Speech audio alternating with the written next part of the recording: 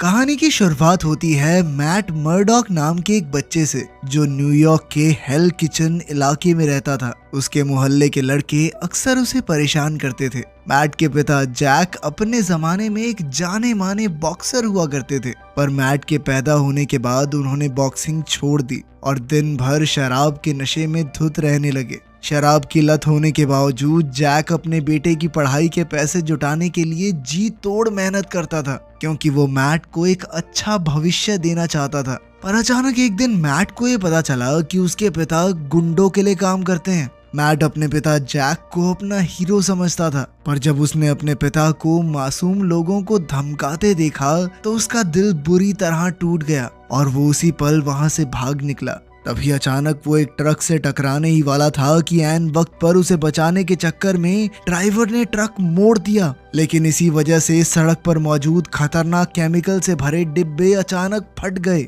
और काफी सारा केमिकल मैट पर आ गिरा। इस भयानक केमिकल की वजह से मैट की आंखों की रोशनी चली गई, पर उसके शरीर के सेल्स में कुछ ऐसा चमत्कारी बदलाव हुआ कि उसकी बाकी सेंसेस की ताकत काफी ज्यादा बढ़ गई। अब वो बिना कुछ देखे अपने आसपास के सारे वातावरण को महसूस कर पा रहा था। जब मैट कोमा से बाहर आया तो वो काफी घबराया हुआ था, क्योंकि उसे अपनी नई शक्तियों को संभालना नहीं आता था। कुछ ही समय में जैक उसके कमरे में आया और उसे ये बुरी खबर दी कि उसकी आंखों की रोशनी चली गई है, मगर मैट ने कहा कि वो ये सब पहले से जानता है। तब मैट ने ही अपने पिता को हौसला दिया, क्योंकि जैक को बहुत पछतावा हो रहा था कि उसी की वजह से उसके बेटे के साथ इतना भयानक एक्सीडेंट हुआ। फिर अगले कुछ महीनों तक मैट ने कड़ी मेहनत से धीरे धीरे आंखों के बिना जीना सीखा। उसकी जिंदा दिली देखकर उसके पिता ने भी जोश में आकर फिर से बॉक्सिंग शुरू कर दी। उसने कई महीनों तक जी तोड़ ट्रेनिंग की और इतने सालों बाद बॉक्सिंग रिंग में वापसी की।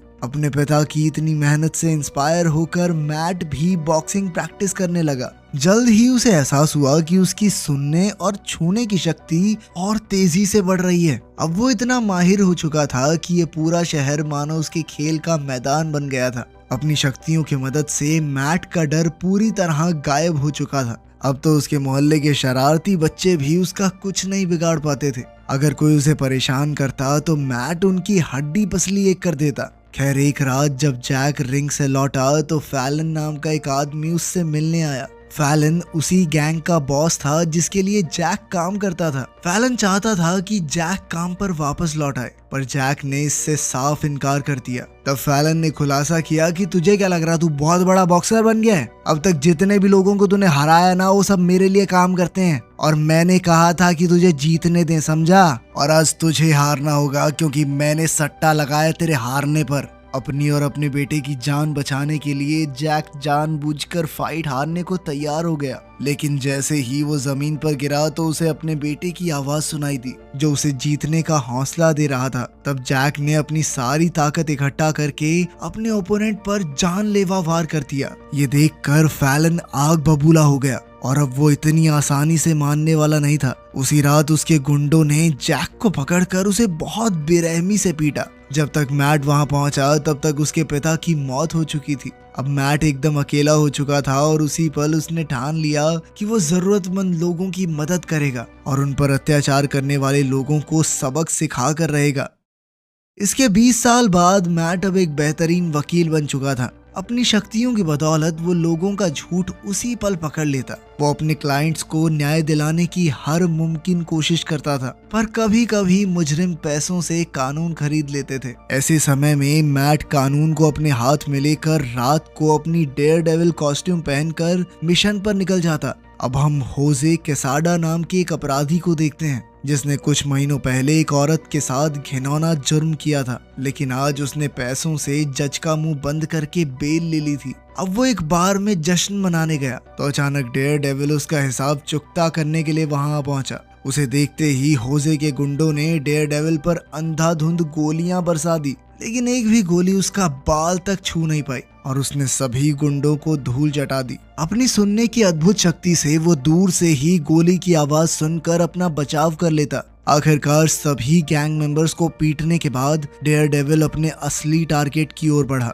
होजे तुरंत वहां से भाग निकला और हाथ में रिवॉल्वर लिए ट्रेन स्टेशन पर जा छुपा। लेकिन डेयर डेविल ने चुपके से उसे पीछे से पकड़ लिया। अब वो होजे को मौत के घाट उतारने ही वाला था कि अचानक एक ट्रेन आ गई और डेयर डेविल दर्द से बुरी तरह चिल्लाने लगा। असल में उसके कानों को छोटी से छोटी आवाज सुनाई देती थी और इतने ज्यादा शोर में उसे बहुत परेशानी होती थी। इसी मौके का फायदा उठाकर होजे ने अपनी बंदूक निकाली और डेयर डेविल की जान लेने को तैयार हो गया। मगर इससे पहले कि वो गोली चलाता, डेयर डेविल ने उसे धक्का देकर पटरियों पर फेंक दिया। कुछ ही पलों में एक ट्रेन तेजी से आई और उसे चीरती हुई चली गई। बाद में पुलिस को होजे की लाश 2 हिस्सों में कटी हुई मिली। कुछ ही पलों में बेन नाम का एक आदमी वहां पहुंचा।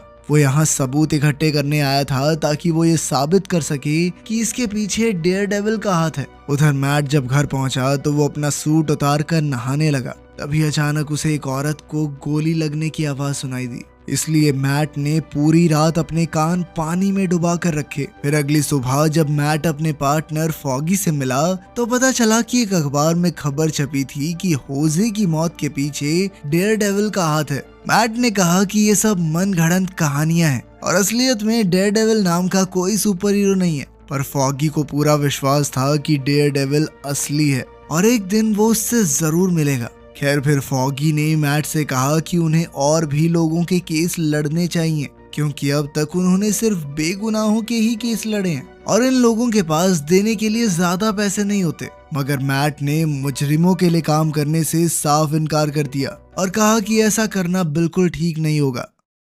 तभी अचानक मैट को किसी लड़की के आने की आवाज सुनाई दी। उसी पल इलेक्ट्रा नाम की एक लड़की रेस्टोरेंट में आई और मैट तो एक ही पल में उसकी खुशबू का दीवाना हो गया।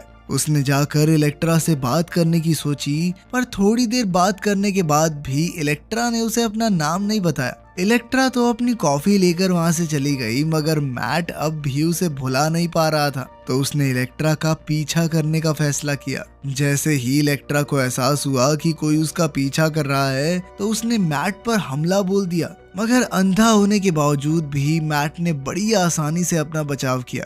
वहीं मैदान में खेल रहे बच्चे जल्द ही उनकी हाथापाई देखने के लिए इकट्ठा हो गए। आखिरकार मैट ने इलेक्ट्रा को हरा ही दिया, पर उसी पल इलेक्ट्रा ने उसके पैर पर पैर मारकर उसे एक बेंच पर धक्का दे दिया। आखिर में अपनी जीत से खुश होकर उसने मैट को अपना नाम बताया। उसी पल उसके बॉडीगार्ड आ गए तो इलेक्ट्रा उसे अलविदा कहकर जाने लगी। तब मैट को पता चला कि इलेक्ट्रा निकोलस नाचोस नाम के एक अरबपति बिजनेसमैन की बेटी है। जाने से पहले इलेक्ट्रा ने कहा कि वो जल्द ही उससे दोबारा मिलेगी। वहीं दूसरी ओर हम देखते हैं कि निकोलस किंगपिन से मिलने गया था। निकोलस किंगपिन से अपनी पार्टनरशिप तोड़ना चाहता था, क्योंकि वो रोज रोज की धमकियों की वजह से अपने परिवार की जान खतरे में नहीं डाल सकता था। इसीलिए उसने विल्सन फिस्क को अपने बिजनेस का हिस्सा खरीदने को कहा। इधर मैट जब अपने ऑफिस पहुंचा तो उसे पता चला कि एक नया क्लाइंट उससे मिलने आया है। इस आदमी का नाम स्टीव था, जिस पर लीजा नाम की लड़की के कत्ल का इल्जाम था।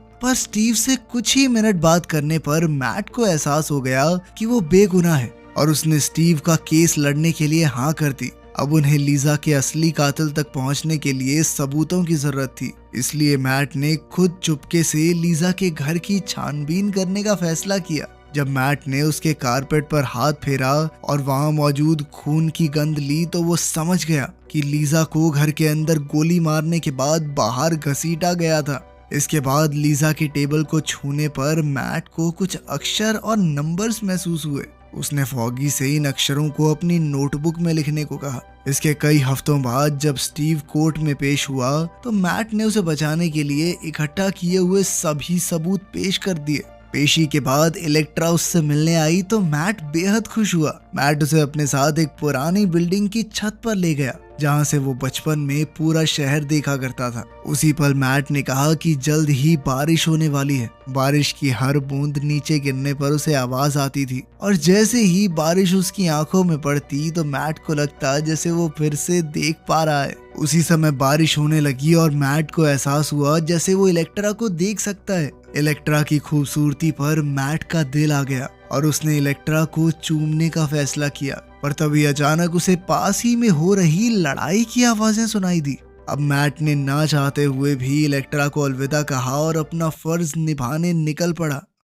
जल्द ही उसने गैंगस्टर को ढूंढ निकाला और उसे बुरी तरह पीटने के बाद हेल्स किचन इलाके से दूर रहने को कहा। पर तब उस गुंडे ने बताया कि ये इलाका किंग पिन के कब्जे में आ चुका है। तभी अचानक डेयरडेविल ने देखा कि उस गुंडे का बेटा भी वहां मौजूद था और वो उसे देखकर डर के मारे रो रहा था। इससे मैट को काफी दुख हुआ और वो अगली सुबह सीधा चर्च पहुंचा। वहां उसकी मुलाकात फादर लैंटॉम से हुई। फादर ने उसे कहा कि वो जब चाहे मन की शांति के लिए चर्च में आ सकता है। खैर बाद में जब मैट अपने ऑफिस पहुंचा तो उसे एक पार्टी का न्योता आया था। उसे +1 इनविटेशन मिला था तो वो किसी को अपने साथ डेट के तौर पर भी ले जा सकता था। जब फॉगी ने ये सुना तो वो तुरंत ही मैट के साथ जाने को तैयार हो गया। जब वो दोनों होटल में पहुंचे तो जर्नलिस्ट बेन उरिक ने मैट को अपना कार्ड देकर कहा कि वो उससे बहुत जरूरी मुद्दे पर बात करना चाहता है। उसी पल फॉगी की नजर विल्सन फिस्क पर पड़ी तो उसने तुरंत जाकर विल्सन को अपने और अपनी लॉ कंपनी के बारे में बताया।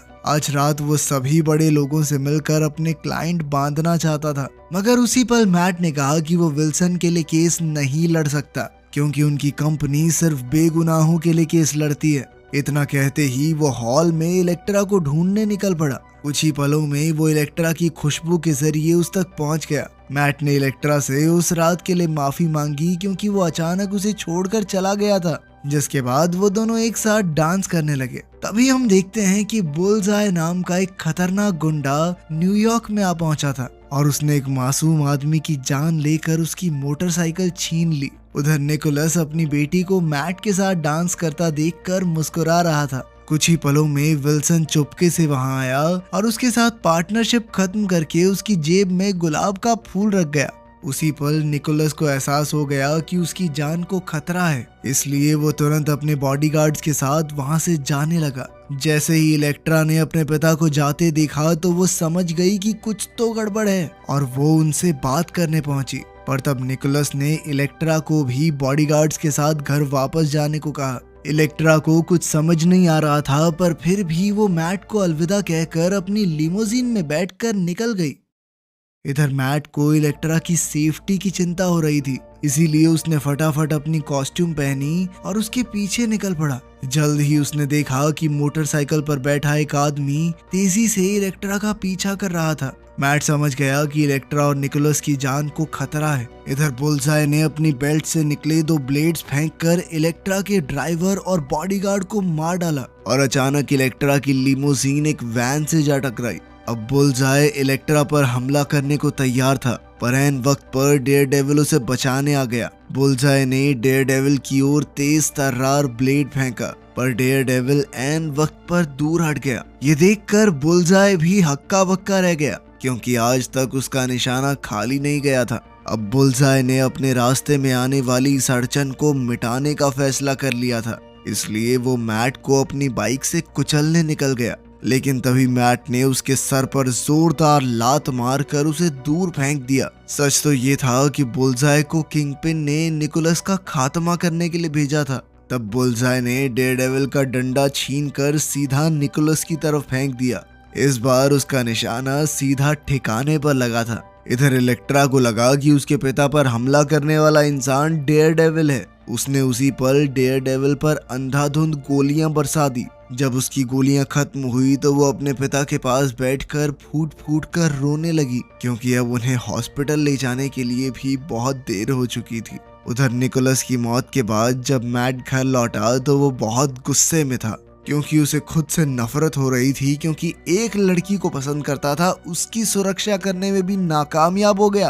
खैर अगले दिन बुल्सआई ने किंगपिन के एक सिक्योरिटी गार्ड को मार डाला और उसके ऑफिस में घुस आया। किंगपिन ने उसे खूब शाबाशी दी क्योंकि बुल्सआई ने ना सिर्फ निकोलस को मार डाला था बल्कि उसकी मौत का इल्जाम डेयरडेविल पर भी लगा दिया। लेकिन बुल्सआई अब भी शांति से बैठने वाला नहीं था क्योंकि जिंदगी में पहली बार उसका निशाना चूका था। अब अपना बदला पूरा करने के लिए बुल्सआई ने डेयरडेविल को खत्म करने का फैसला कर लिया।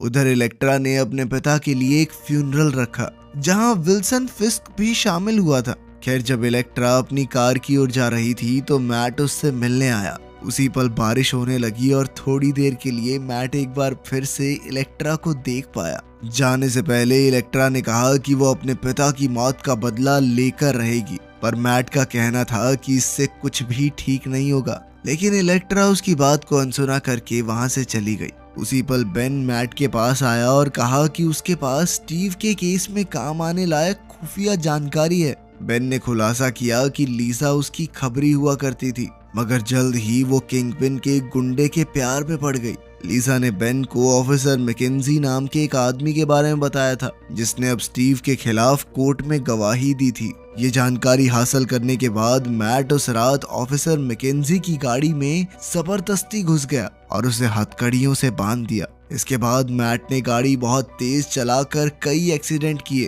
ताकि मैकेंजी डर के मारे सब कुछ उगल दे। आखिरकार मैकेंजी ने खुलासा किया कि वो किंगपिन के दबाव में आकर कोर्ट में झूठी गवाही दे रहा है। मैकेंजी ने कहा कि जो भी किंगपिन की बात नहीं मानता उसका हाल निकोलस जैसा ही होता है। किंगपिन इतना खतरनाक है कि वो अपने दुश्मनों के परिवार तक को नहीं छोड़ता, इसीलिए अब मरने की अगली बारी इलेक्ट्रा की थी। वहीं दूसरी ओर फॉगी रात भर ऑफिस में बैठकर लीजा के कातिल तक पहुंचने के लिए छानबीन कर रहा था। तब अपनी सेक्रेटरी कैरन की मदद से उसे एहसास हुआ कि मैट को लीजा के घर में जो सुराग मिला था वो असल में उल्टा है। जल्द ही उसे एहसास हुआ कि वाव का मतलब था वेस्ली ओवन वेल्च। ये आदमी विल्सन फिस्क के लिए ही काम करता था। खैर अगली सुबह बेन मॉर्ग में अपने दोस्त से मिला जिसने उसे वो डंडा दिखाया जिससे निकोलस की मौत हुई थी। जैसे ही उन्होंने डंडे के नीचे लगे बटन को घुमाया तो उसमें से एक मेटल रॉड बाहर निकली और वो किसी अंधे इंसान की छड़ी बन गई। उसी समय फॉगी ने बेन को फोन करके कहा कि लीजा के केस में एक बहुत बड़ा सुराग उसके हाथ लगा है। फिर रात को मैट बुलजाई को खत्म करने की तैयारी कर रहा था। वहीं दूसरी ओर इलेक्ट्रा जी तोड़ ट्रेनिंग करके अपनी फाइटिंग स्किल्स बढ़ा रही थी ताकि वो अपने पिता की मौत का बदला ले सके। कुछ ही देर में जब डेयर डेविल बुलजाई को ढूंढने निकला तो अचानक इलेक्ट्रा ने तलवारों से उस पर जोरदार हमला बोल दिया। डेयर डेविल ने अपना बचाव करते हुए इलेक्ट्रा को समझाया कि उसने निकोलस को नहीं मारा, पर इलेक्ट्रा ने उसकी एक ना सुनी। इस हाथापाई में मैट इलेक्ट्रा के सभी हमलों से बचता रहा और उसने खुद इलेक्ट्रा पर कोई वार नहीं किया। वो इलेक्ट्रा को यही समझाना चाहता था कि वो उसका दुश्मन नहीं है, मगर इलेक्ट्रा फिर भी नहीं रुकी और अंत में उसने डेयरडेविल की छाती में तलवार घोंप दी। जाने से पहले उसने कहा कि वो अपने पिता के कातिल की आंखों में आंखें डालकर देखना चाहती है, इसीलिए उसने डेयरडेविल का मुखौटा उतार दिया। अपने सामने अपने बॉयफ्रेंड को देखकर इलेक्ट्रा के पैरों तले जमीन खिसक गई। उसे एहसास हुआ कि सच में मैट ने उसके पिता की जान नहीं ली। इसके कुछ देर बाद बुलजाई भी वहां आ गया तो मैट ने इलेक्ट्रा को फटाफट छुप जाने को कहा, लेकिन इलेक्ट्रा पीछे नहीं हटी और बुलजाई से बदला लेने के लिए उसकी तरफ तेजी से चाकू फेंक दिया। मगर बुलजाई ने वो चाकू पकड़कर वापस इलेक्ट्रा पर ही निशाना साध दिया, जो सीधा उसकी हथेली में जा लगा। इलेक्ट्रा ने बड़ी मुश्किल से चाकू अपने हाथ से निकाला और अपना दर्द भुलाकर बुलजाई का मुकाबला करने निकल पड़ी। लेकिन बुलजाई एक मंजा हुआ खिलाड़ी था जो आज तक एक भी फाइट नहीं हारा था। उसने कुछ ही पलों में इलेक्ट्रा को दूर फेंक दिया और एक ताश के पत्ते से वार किया, जिससे उसकी गर्दन से खून बहने लगा। जब मैट ने अपनी गर्लफ्रेंड को मुसीबत में देखा तो उसने उसकी मदद करने की कोशिश की, लेकिन उसकी हालत इतनी नाजुक थी कि वो खड़ा भी नहीं हो पाया। उधर बुलजाई ने अंत में इलेक्ट्रा को गर्दन से उठाकर उसके पेट में तलवार घोंप दी ताकि उसके जिंदा रहने की कोई उम्मीद न बचे। तभी अचानक आसमान में एक पुलिस हेलीकॉप्टर आ पहुंचा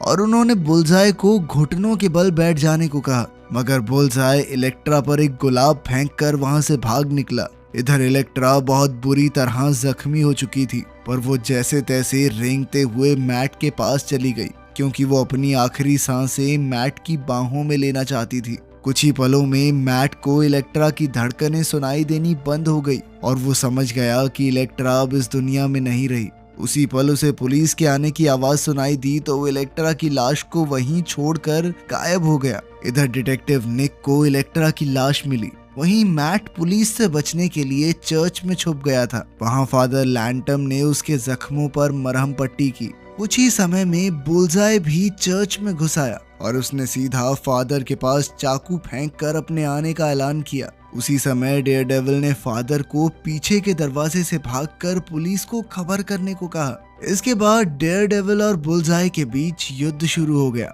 बुलजाई ने उस पर तरह तरह के वार किए, लेकिन डेयरडेविल ने अपने खास डंडे से उसका जवाब दिया। वो बुलजाई को जख्मी करने में कामयाब रहा और जैसे ही उसने भागने की कोशिश की तो डेयरडेविल उसके पीछे दौड़ा। अब वो दोनों चर्च के पिलर्स से लटके हुए थे कि अचानक से कुछ चमगादड़ों का झुंड उन पर टूट पड़ा और डेयरडेविल पिलर से नीचे जा गिरा। मगर जमीन पर गिरने से पहले उसने अपनी रस्सी से खुद को वापस ऊपर खींच लिया और एक बार फिर बुलजाई के साथ लड़ने लगा। इस जबरदस्त मुकाबले में बुलजाई को एहसास हो गया कि वो हारने वाला है, इसीलिए उसने भागने की कोशिश की, पर मैट अब भी उसका पीछा नहीं छोड़ रहा था। तब बुलजाई ने अपने सभी ब्लेड्स एक साथ उसकी तरफ फेंक दिए, पर डेयरडेविल ने उन्हें हवा में ही पकड़ लिया और वापस बुलजाई पर वार किया। जल्द ही बुलजाई के ब्लेड्स उसके माथे पर जा लगे और वो चर्च की खिड़की से बाहर जा गिरा।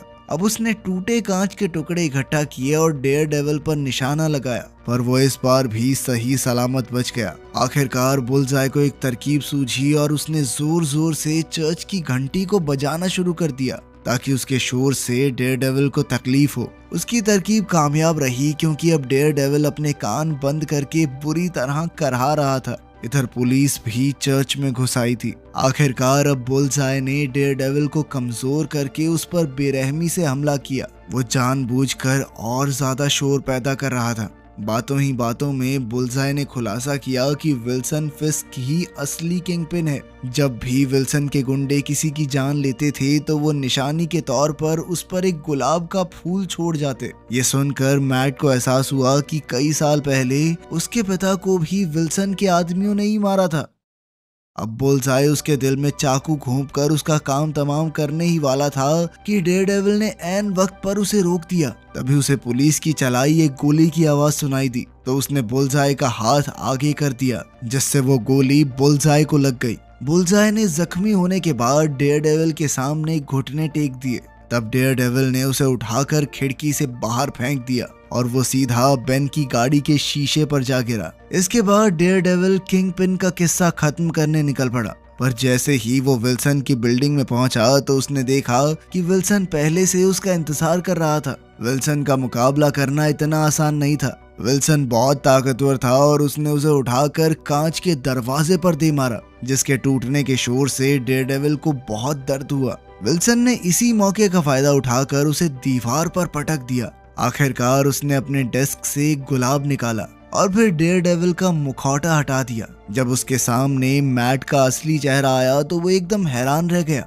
उसे यकीन नहीं हो रहा था कि एक अंधा वकील न्यूयॉर्क का सबसे ताकतवर सुपर हीरो है। खैर, अब विल्सन उसका सर धड़ से अलग करने ही वाला था कि ऐन वक्त पर मैट ने आग बुझाने के लिए लगाए स्प्रिंकलर्स ऑन कर दिए। पानी गिरने पर अब मैट अपने दुश्मन को देख पा रहा था और तभी उसने विल्सन पर जबरदस्त हमला बोल दिया। उसी समय उसे पास ही में पुलिस की गाड़ियों के आने की आवाज सुनाई दी और उसने गाड़ी के रेडियो से सुना कि बेन ने डिटेक्टिव निक को किंगपिन की असलियत के बारे में बता दिया था। अब विल्सन को गिरफ्तार कर लिया जाएगा और वो पूरी जिंदगी जेल में बिताएगा। आखिरकार मैट उसे वहीं छोड़कर अपने घर लौट आया। फिर अगले दिन स्टीव को केस से बरी कर दिया गया क्योंकि फॉगी ने कोर्ट में साबित कर दिया था कि वेस्ले ने विल्सन के कहने पर लीजा की जान ली थी। दोपहर के समय मैट चर्च में फादर लैंटन से मिलने गया। वहाँ उसकी मुलाकात बेन से हुई। बेन ने उसे बताया कि वो अगली कहानी लिख रहा है जिसका नाम होगा अंधा कानून।